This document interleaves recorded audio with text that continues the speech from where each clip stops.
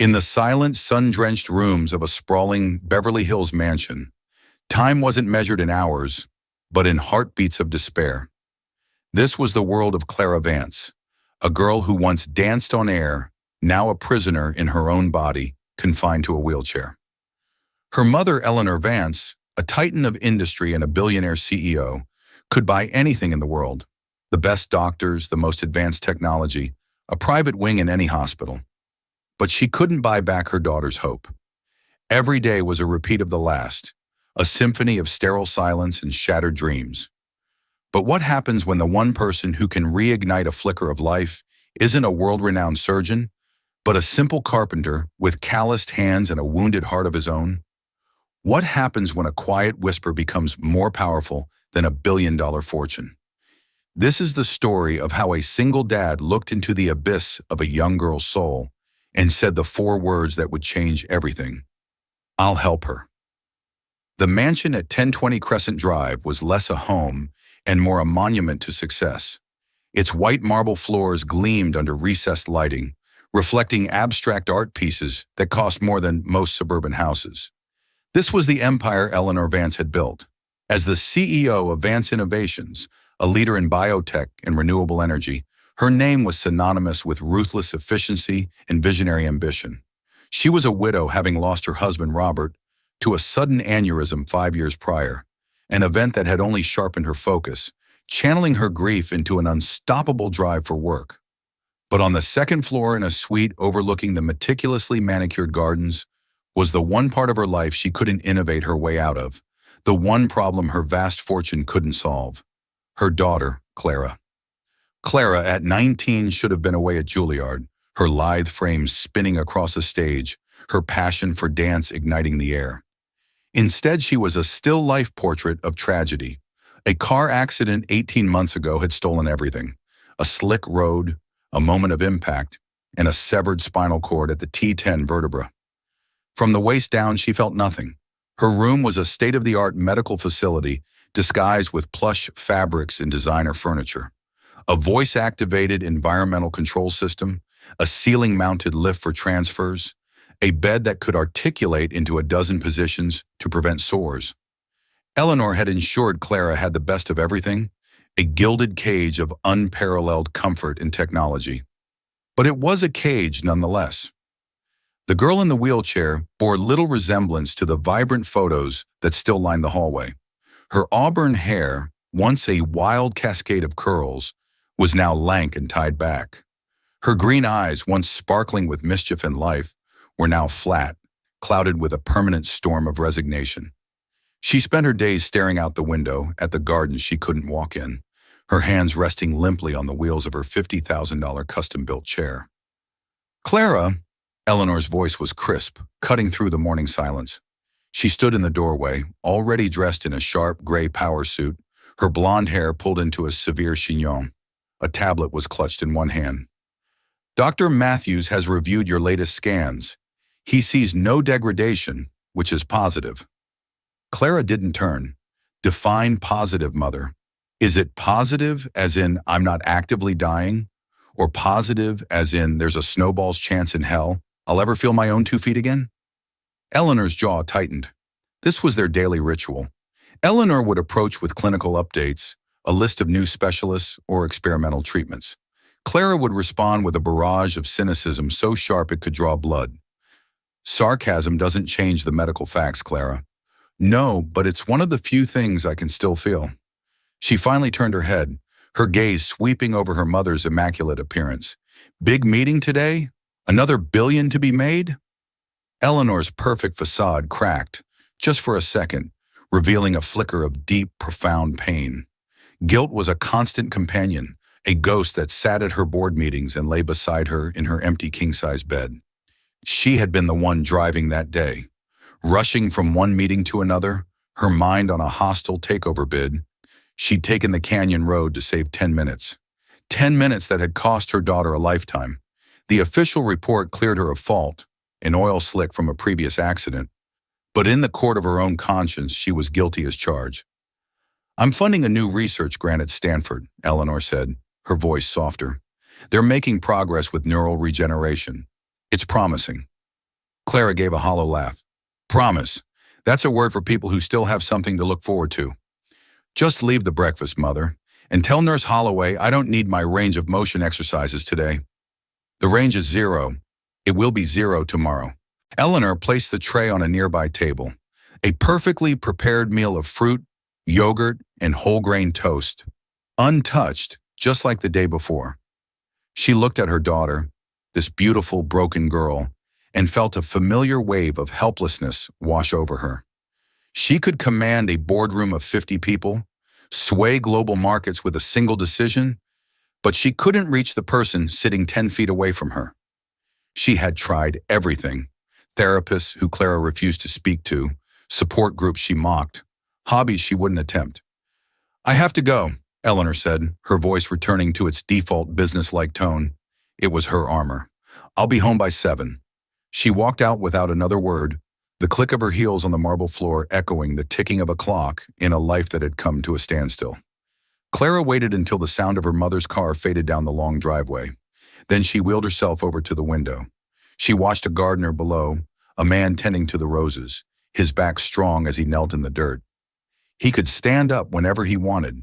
He could walk away. He could feel the grass beneath his feet. A single tear traced a path down her cheek. She didn't bother to wipe it away. Hope, she thought, was the cruelest lie of all. And hers had died on that cold, unforgiving stretch of asphalt a year and a half ago. A week later, the west wing of the Vance estate was a place of controlled chaos.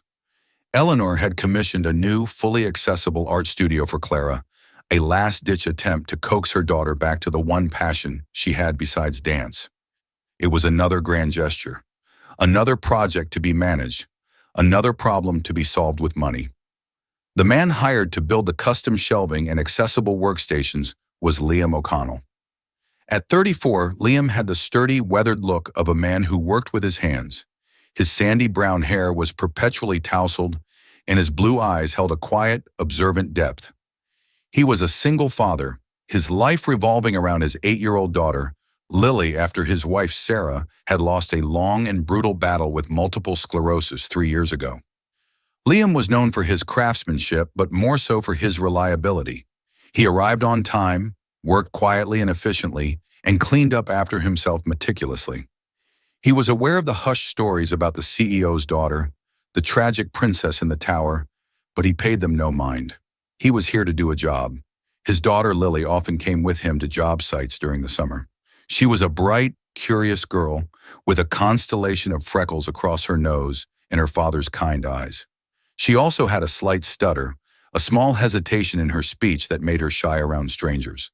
She would sit quietly in a corner of the room where Liam was working, drawing in her sketchbook and creating entire worlds on paper. One afternoon, Nurse Holloway was taking Clara on her mandated tour of the grounds. Clara hated it. She felt like an exhibit, a fragile piece of art being paraded around for the staff to pity. She directed her motorized chair with sullen, jerky movements, her face a mask of indifference. As they passed the west wing, the scent of freshly cut oak filled the air. Lily, sitting on a drop cloth just outside the open French doors, looked up from her drawing. Her eyes widened as she saw Clara. She had never seen someone so beautiful, like a sad queen from one of her storybooks. Forgetting her shyness, she stood up and took a hesitant step forward. Hello, she said, her small voice barely a whisper. Nurse Holloway immediately went into gatekeeper mode. Now, little one, Miss Vance is having her private time. But Clara stopped her chair. She looked at the little girl, at the sketchbook clutched in her hand, at the pencil smudges on her cheek. For the first time in months, her expression wasn't one of anger or despair, but of simple curiosity. What are you drawing? Clara asked, her voice raspy from disuse. Lily's shyness returned. She looked to the doorway where her father had just appeared, wiping his hands on a rag. Liam's eyes met Clara's, and he saw it all in a single unguarded moment. The profound loneliness, the bone-deep weariness, the flickering ember of a soul that had all but given up. It was a look he knew all too well. He had seen it in his wife's eyes in her final months. Lily, honey, don't bother Miss Vance, Liam said gently. She's not bothering me, Clara stated, her gaze still on the little girl. Show me.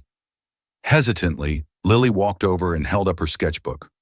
On the page was a fantastical drawing of a dragon with shimmering, iridescent wings, breathing not fire, but a stream of colorful flowers. A ghost of a smile touched Clara's lips. It was a fleeting, fragile thing, but it was there. He's breathing flowers. He doesn't want to burn the world, Lily explained softly. He wants to, make it beautiful. An unexpected lump formed in Clara's throat. He wants to make it beautiful. The simple, profound innocence of the thought struck her like a physical blow. Liam watched the exchange, his heart aching for the young woman in the chair. He saw past the Vance fortune, past the cold mansion, and saw a girl trapped in a life she didn't choose, drowning in a silence no one knew how to break. That evening, as Liam was packing up his tools, Eleanor Vance swept into the nearly finished studio, her presence immediately commanding the space. "Mr. O'Connell," she said, her eyes scanning his work with critical approval. "The joinery is impeccable. You'll be finished by Friday as scheduled?" "Yes, ma'am. Ahead of schedule, most likely." "Excellent." She was about to turn and leave, her business concluded, when Liam spoke, his voice quiet but firm. "Mrs. Vance, about your daughter." Eleanor froze, her back to him. No one on her staff ever dared to speak of Clara so directly. "I beg your pardon." "I saw her today, with my Lily," he continued, undeterred by her icy tone.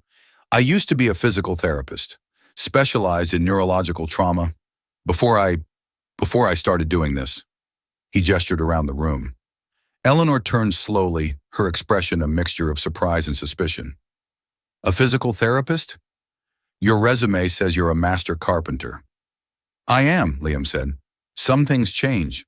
But what I saw today, the way she looked at my daughter's drawing, the life isn't gone from her, Mrs. Vance. It's just buried. It's buried under the diagnosis, under the prognosis, under all this." He swept his hand, indicating not just the room, but the entire opulent, sterile environment. Eleanor's defenses went up instantly. "My daughter has the best medical team in the country. We are pursuing every viable treatment option."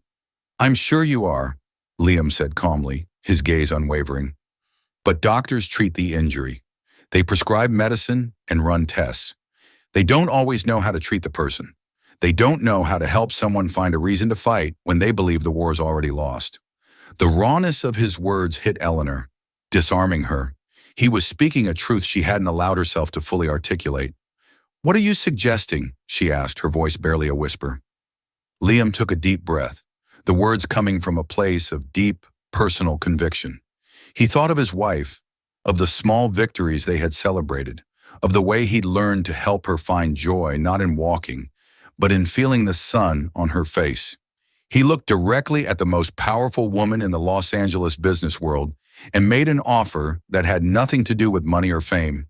It was simple, quiet, and profound.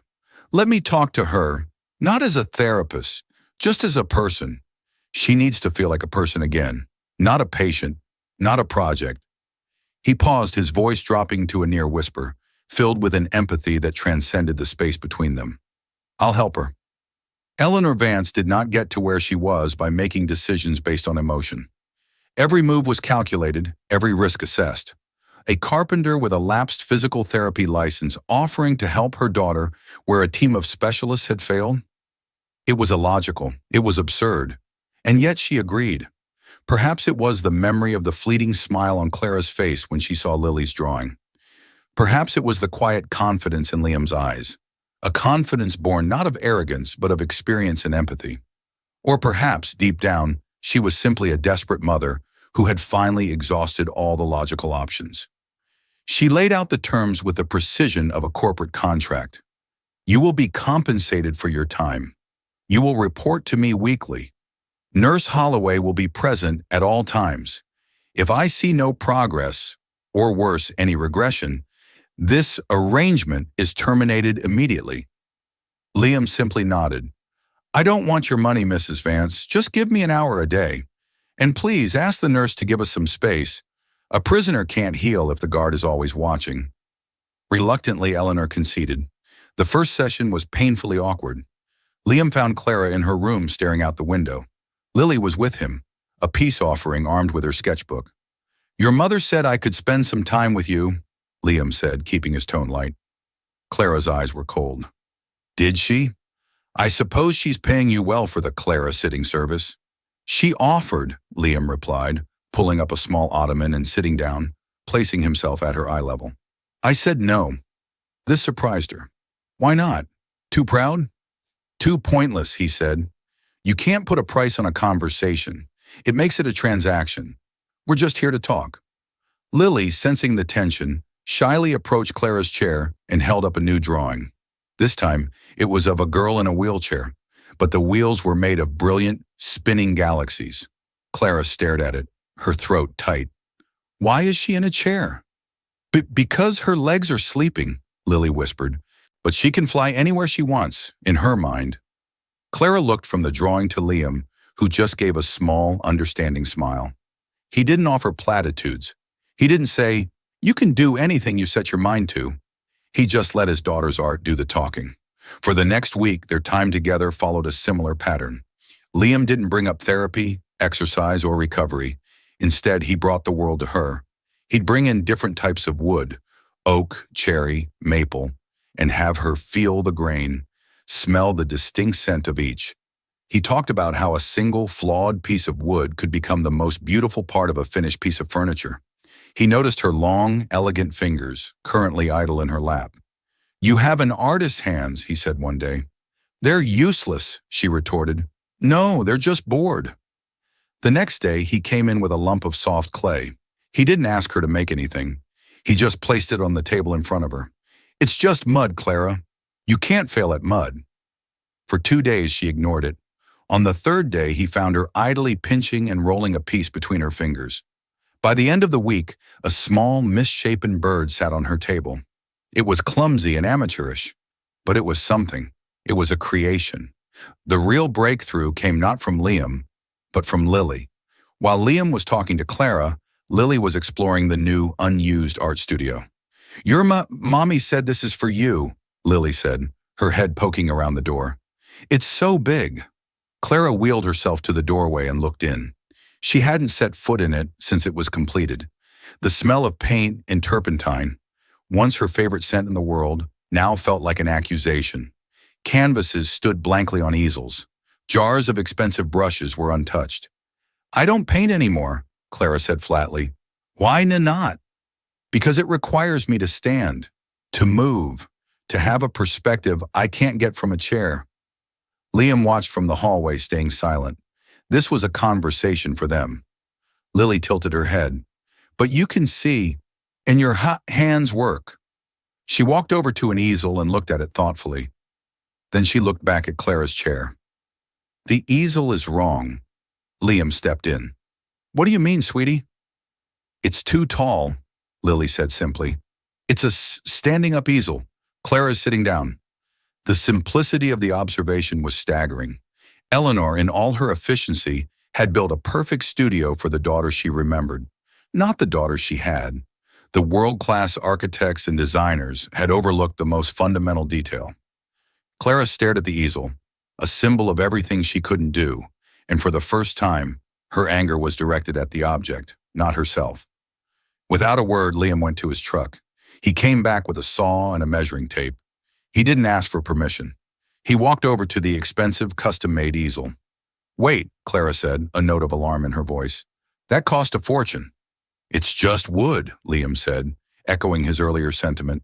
"And right now, it's useless wood." He measured from Clara's eye level in her chair, made a mark, and with 2 quick, precise cuts, he shortened the legs of the easel. He then mounted it on a low, rolling base he fashioned from scrap lumber. He wheeled it over to her, positioning it at the perfect height and angle. He then found a long, lightweight stick of bamboo. With a bit of tape and a clamp, he fashioned a rudimentary mouth stick, a tool used by artists with limited hand function, just to show her possibilities. He placed a brush in it. "There are always ways, Clara," he said softly. "You just have to stop looking for the old way. You have to find your new way." He didn't push her to paint. He just left the modified easel there.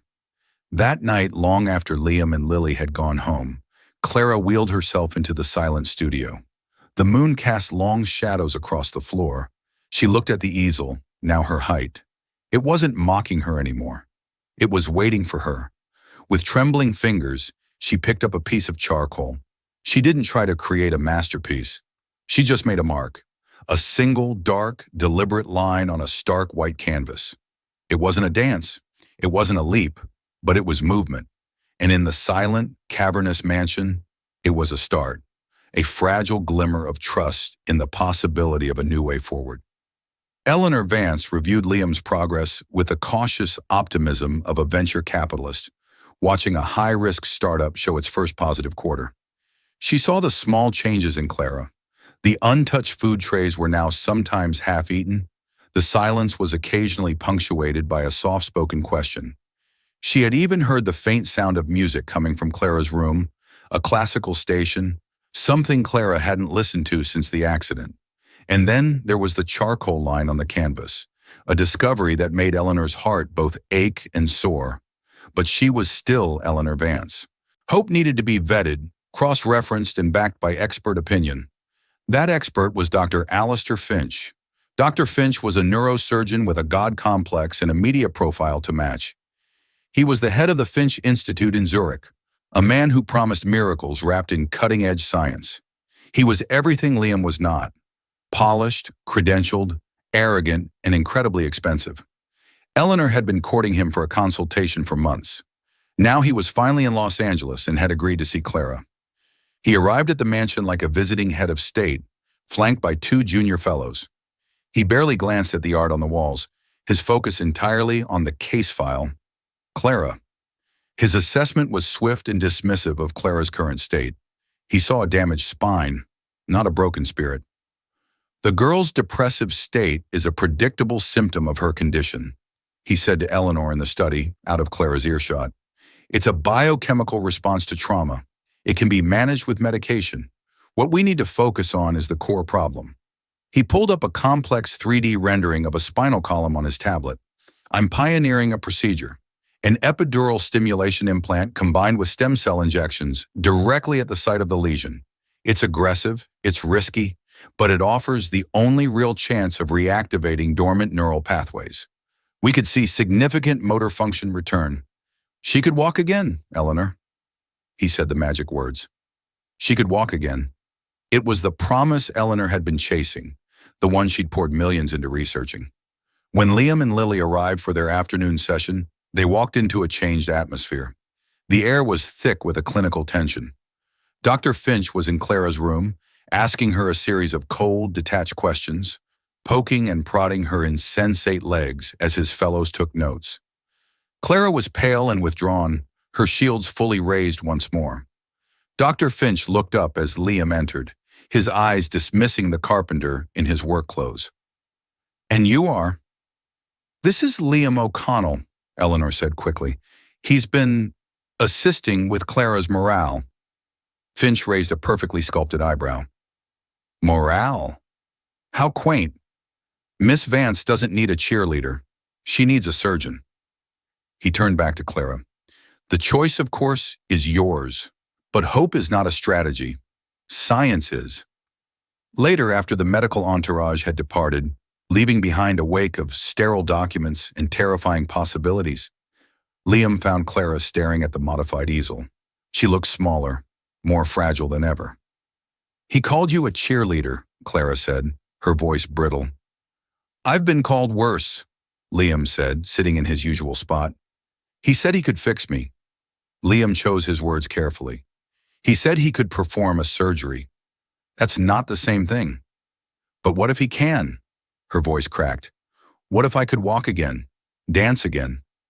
The old dream, the one she had so brutally suppressed, was resurfacing, and it was agonizing. And what if you can't? Liam asked gently. What if the surgery fails, or makes things worse? Where does that leave you? Back here, she whispered, tears welling in her eyes. It leaves me back here, with nothing. That's not true, Liam said firmly. You're not nothing, Clara. You're not a broken machine that needs fixing. You're a person. What you did in that studio, That line on the canvas, that was you. Not your legs, not your spine. You. Don't let him take that away.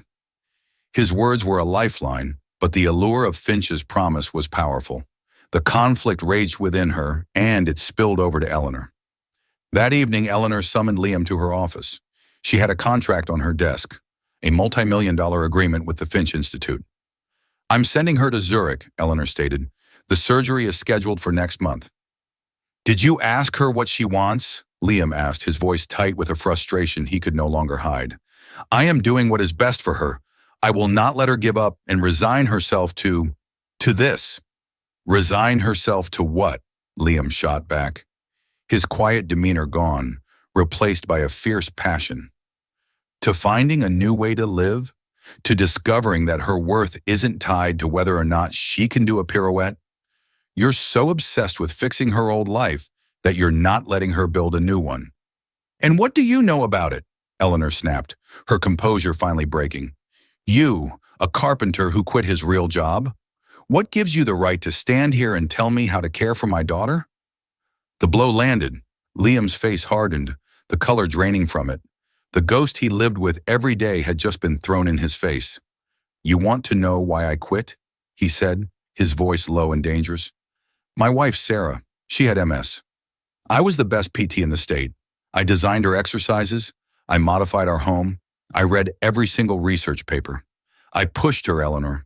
I pushed her to fight, to try harder, to believe that if she just did everything right, she could beat it."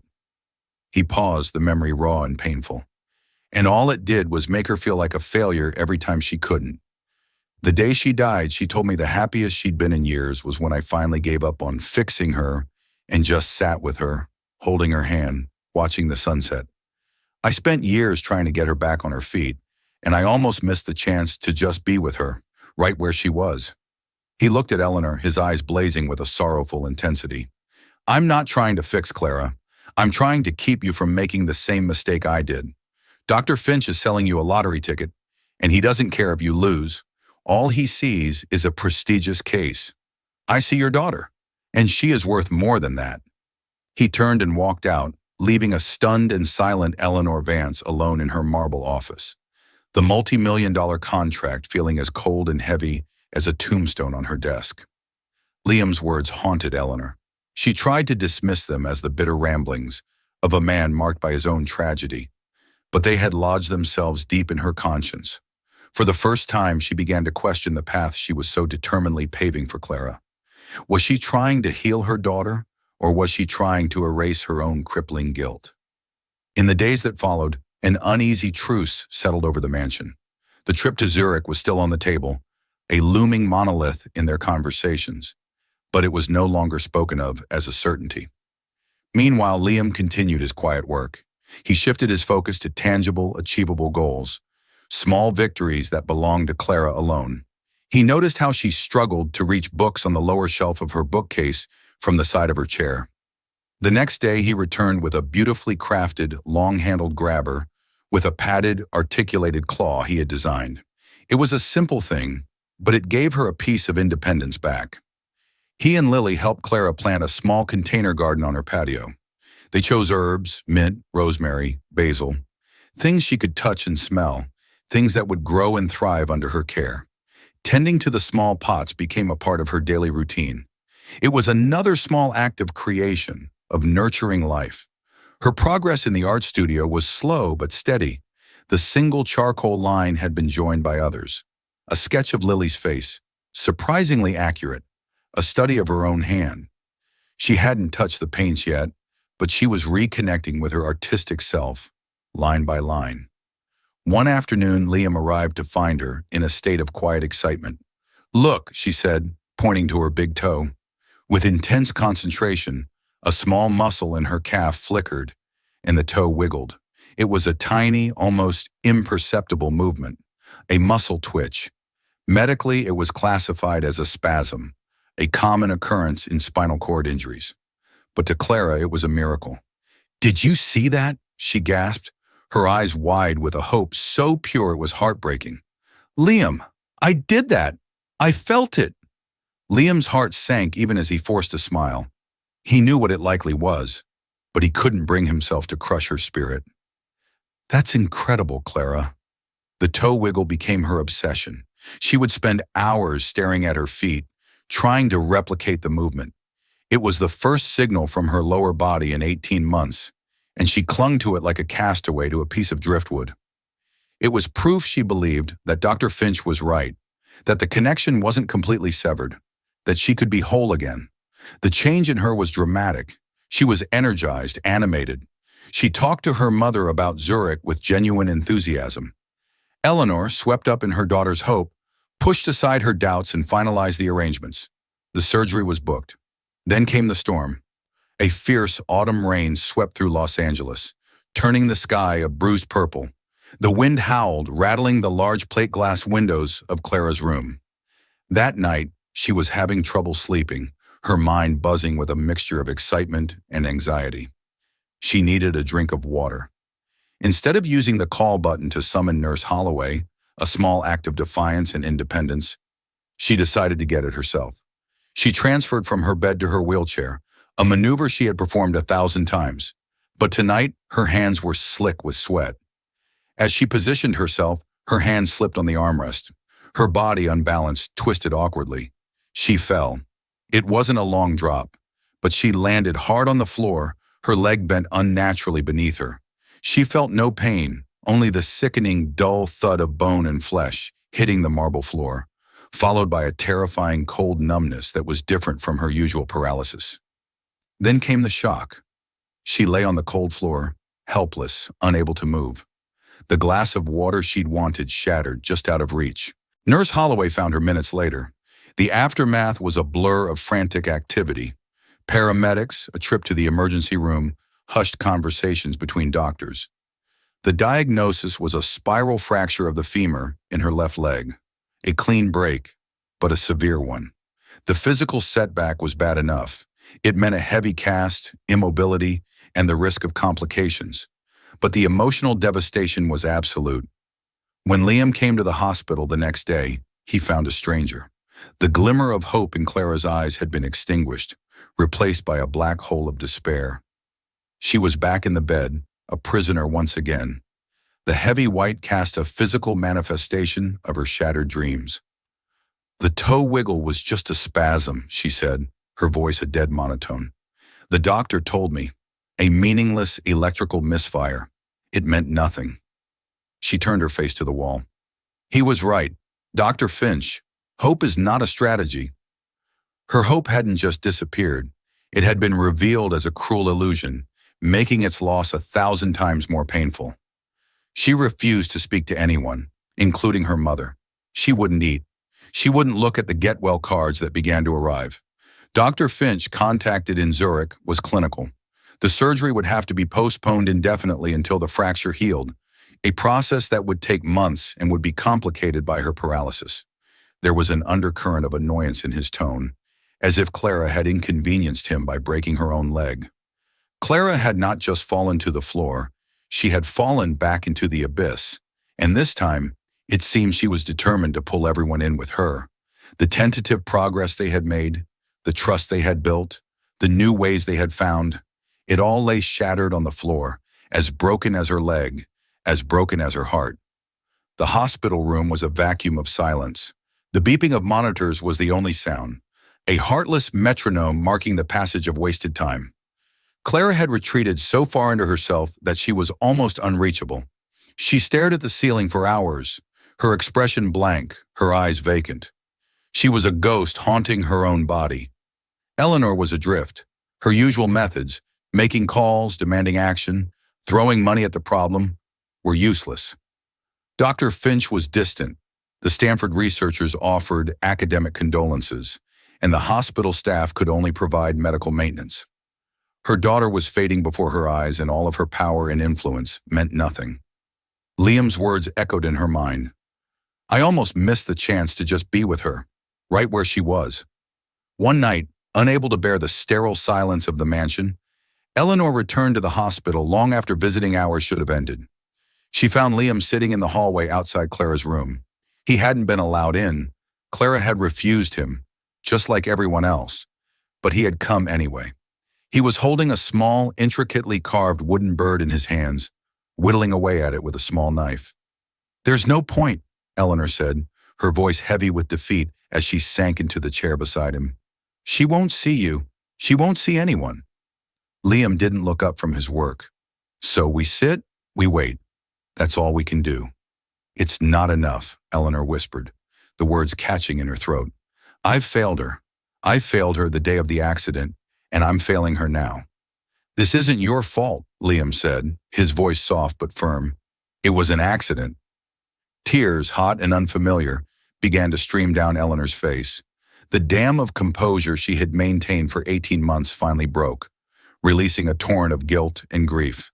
"No!" she choked out, the word torn from the deepest part of her soul. "No! It wasn't just an accident. It was me." Liam stopped whittling, his full attention now on her. "We were late," Eleanor began, her voice trembling as she confessed the truth she had never spoken aloud. "Late for a meeting I had insisted on scheduling. Clara wanted to take the freeway. It was safer. But I was on the phone, closing a deal, a hostile takeover of a rival firm. It was vicious. I was yelling at my lawyer, completely consumed by it." She took a ragged breath, the memory playing out in vivid, horrifying detail behind her eyes. "I took the canyon road to save time, to get to the meeting where I could make another $1 million.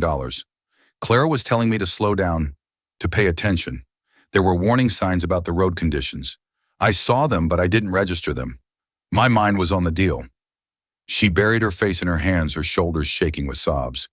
"When the car started to skid on the oil slick, my first instinct wasn't to correct the wheel. It was to brace the phone, to protect the call."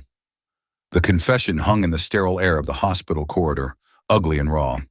She was trapped in the car, and all I could think was, I did this. My ambition, my greed, I did this to her. I've been trying to fix her body ever since, Liam, because I don't know how to fix the fact that I shattered her life for a business deal. Liam was silent for a long moment, letting the weight of her words settle. He placed a comforting hand on her shoulder. "You have to tell her," he said simply. "I can't," Eleanor cried. "She'll hate me." "She's already drowning," Liam said, his voice imbued with a gentle urgency. "She thinks she has nothing left to fight for. Maybe she doesn't need a cure. Maybe she needs a reason." "The truth? It's a heavy thing, Eleanor. But sometimes it's the only thing that can anchor a person back to the world." Bolstered by a strength that wasn't her own, Eleanor stood up. She wiped her eyes, took a deep breath, and walked into her daughter's room. She pulled a chair to the bedside, her movements heavy, deliberate. Clara didn't acknowledge her. She just continued to stare at the ceiling. "Clara," Eleanor began, her voice shaking, "there's something I have to tell you. Something about the accident." Slowly, painfully, she recounted the story, leaving nothing out. The phone call, the argument with her lawyer, her obsession with the deal, her fatal decision to take the canyon road, her final, shameful admission about trying to save the phone. She didn't make excuses or ask for pity. She just laid the truth bare. "It wasn't just an oil slick," Eleanor finished, her voice a broken whisper. "It was my fault. I was distracted. I wasn't listening to you. I put my work before your safety. And I am so sorry." For a long time, the room was silent, save for the beeping monitor. Clara slowly turned her head, her vacant eyes finally focusing on her mother. She saw not the powerful CEO, but a broken woman, her face streaked with tears, her carefully constructed world shattered around her. She saw her mother's pain, her guilt, a burden she had carried alone for so long. And in that moment, Clara understood. Her mother's frantic search for a cure, the endless specialists, the pressure to get better. It wasn't about fixing a broken object. It was a desperate, misguided attempt at penance. It was her mother's way of saying, "I'm sorry," because the words themselves were too painful. A single tear rolled down Clara's cheek. "All this time," she whispered, her voice rough, "you've been trying to make me walk again, to forgive yourself." Eleanor nodded, unable to speak, sobbing freely now. Clara reached out her hand, her fingers brushing against her mother's. "I don't hate you, Mom." The words were an absolution. "But you have to stop. Clara continued, her voice gaining a sliver of its old strength. You have to stop trying to turn back the clock. We can't go back. We can only go from here. It wasn't a miracle cure. It wasn't a sudden recovery, but it was a seismic shift. The chasm that had separated them for so long had been bridged by a painful, beautiful, and necessary truth. For the first time since the accident, they were not a CEO and a patient, but a mother and a daughter, united in their shared trauma, ready finally to face the future together, whatever it might hold. The healing of Clara's leg was a slow, arduous process, but the healing of her spirit and of her family had already begun. The confession in the hospital room had broken the fever. The anger and resentment that had poisoned the air in the Vance mansion for so long began to dissipate, replaced by a fragile, tentative understanding. Dr. Finch was dismissed. His calls went unanswered, his emails deleted. The multi-million-dollar contract was shredded. Eleanor Vance had finally understood. The goal wasn't to reclaim the life they had lost, but to build a new one from the pieces they had left. Liam and Lily became a constant presence, not as employees or contractors, but as family. Liam's quiet strength was the bedrock they all leaned on, while Lily's innocent joy was the light that chased away the lingering shadows. When Clara was finally discharged from the hospital, her leg still in a cast, she didn't return to the sterile medical suite on the second floor. At her request, Liam had helped Eleanor redesign the space. The hospital bed was replaced with a normal one. The ceiling lift was removed. In their place were lower bookshelves she could reach, a desk adapted for her chair, and wide-open spaces that were accessible, not clinical.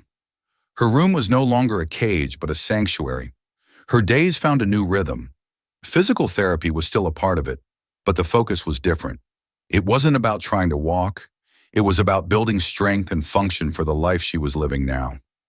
Liam, drawing on his old expertise, worked with her new therapist, suggesting adaptive exercises and techniques that focused on independence and core strength. The art studio became her true domain. With Liam's help, she embraced her new perspective. He built her a rolling palette table and a system of mirrors that allowed her to see her large canvases from different angles. She started using paints, her first piece a stunning abstract of swirling blues and grays, capturing the storm she had weathered. She called it After the Fall. It was powerful, raw, and breathtakingly beautiful. Eleanor, too, underwent a profound transformation. She was still a CEO, but she was no longer just a boss. She started leaving the office at 5. She learned to delegate. She began having dinner with Clara, Liam, and Lily every night at the large dining table that had once felt so empty. Their conversations weren't about prognoses or stock prices, but about Lily's school project, a new painting Clara had started, or a funny story from Liam's day. Eleanor was rediscovering the woman she was before grief and guilt had forged her into a corporate machine. One sunny Saturday afternoon, 6 months after the fall, the four of them were on the patio. Clara, now an expert with her custom-made gardening tools, was tending to her herb garden, showing Lily how to pinch back the basil leaves.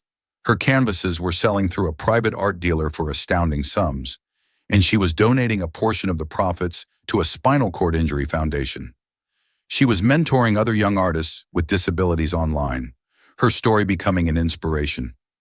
Liam was grilling burgers, laughing at a joke Lily told. He and Eleanor shared an easy, comfortable silence, watching the two girls. There was an unspoken affection between them, a bond forged in crisis and tempered in hope. Eleanor looked at her daughter. Clara's hair was a cascade of auburn curls once more, her green eyes bright and alive. She was laughing, her face tilted toward the sun. She was not the same girl who had danced across a stage at Juilliard, and she never would be. She was someone different, someone stronger, someone forged in fire, who had learned that flight didn't require feet, and that a beautiful life could be painted from a seated position. The mansion at 1020 Crescent Drive was no longer a silent monument to success. It was a home, filled with laughter, the smell of paint and charcoal, and the scent of grilled burgers on a Saturday afternoon. It wasn't a fairy tale ending where the princess magically gets up and walks. It was something far more real and far more profound. It was a story of acceptance, of redefined strength, and of the incredible, life-altering power of a simple, human promise, whispered when all hope was lost. I'll help her. In the end, Clara Vance's story isn't about the miracle of walking again. It's about the miracle of living again. It reminds us that true healing often has little to do with curing the body and everything to do with mending the soul. It shows us that the greatest strength isn't found in overcoming impossible odds, but in finding the courage to build a beautiful, meaningful life within the boundaries we are given. The heroes in our lives don't always wear lab coats or carry medical degrees. Sometimes they carry toolboxes and sketchbooks. Sometimes they are the ones who sit with us in the dark, not promising to bring back the sun, but simply promising to wait with us until the new sunrise. If this story of hope, family, and the quiet power of human connection touched your heart, please take a moment to click the like button and share it with someone who might need to hear it. And don't forget to subscribe to our channel for more real-life stories that inspire and remind us of the incredible resilience of the human spirit. Thank you for listening.